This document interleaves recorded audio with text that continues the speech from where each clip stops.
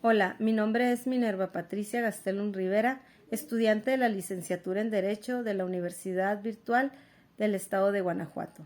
Mi número de matrícula es 2002-0042. Actualmente me encuentro cursando el módulo de Derecho Internacional. Mi asesor es el maestro José Antonio Apipilhuasco Ramírez. Para dar respuesta al reto número 5, ¿qué reglas se rompen? La rúbrica nos solicita hacer un análisis de una película. Yo elegí La lista de Schindler. Esta película está basada en hechos reales, hechos que se dieron en la región de Cracovia al sur de Polonia, en la Segunda Guerra Mundial, en la época del Holocausto.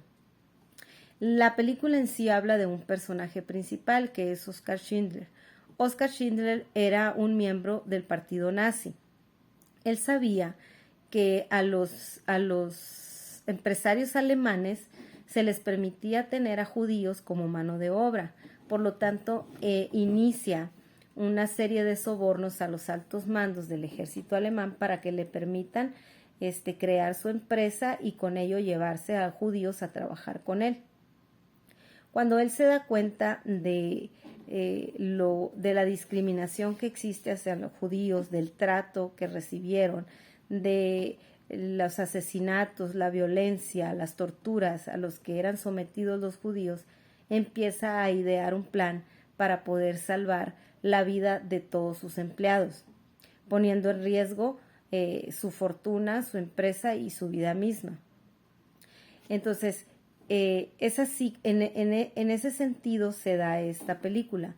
¿Cuáles son las reglas que se rompen? Existe una serie de hechos que se dieron en esa época. Por mencionar algunos, es que los judíos eran hacinados en barracas. La principal característica de ellas era la enfermedad y el hambre, ya que ellos no tenían derecho a atención médica. De hecho, Adolfo Hitler, quien era el comandante del ejército alemán, tenía como una idea clara el exterminio de la raza judía. Oskar Schindler empieza a buscar la manera de poderlos salvar y de llevárselos a otro lugar donde pudieran estar más seguros. ¿Cuáles fueron las reglas que se rompieron durante esta película? Durante esta situación que se dio en la Segunda Guerra Mundial. El primer tratado que fue violentado fue el Tratado de Versalles. El Tratado de Versalles se firmó el 28 de junio de 1919, al finalizar la Primera Guerra Mundial.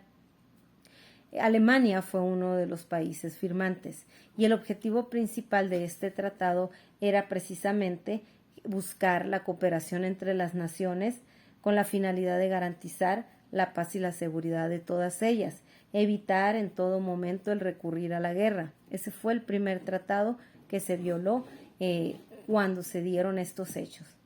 Después de la Segunda Guerra Mundial, al finalizar la Segunda Guerra Mundial, cuando el ejército alemán es derrocado, se da la creación de la Organización de las Naciones Unidas y con ella la Declaración Universal de los Derechos Humanos. Si trasladamos esas situaciones que se dieron a la actualidad, se estaría violando, por mencionar uno, el artículo 1 de la Declaración Universal de los Derechos Humanos, que menciona que todos los seres humanos nacen libres e iguales en dignidad y derechos, algo que los judíos no podían gozar. Asimismo está el Pacto Internacional de los Derechos Económicos, Sociales y Culturales. En su artículo 1 consagra el derecho de los pueblos y las naciones para establecer libremente y sin interferencias externas su condición política, su desarrollo económico, social y cultural, y podían disponer libremente de sus riquezas y recursos, cosa que en la época de los judíos no fue posible porque se les fue quitado todas sus pertenencias. ¿Qué nos deja esta película como conclusión? El respeto a la soberanía de cada una de las naciones.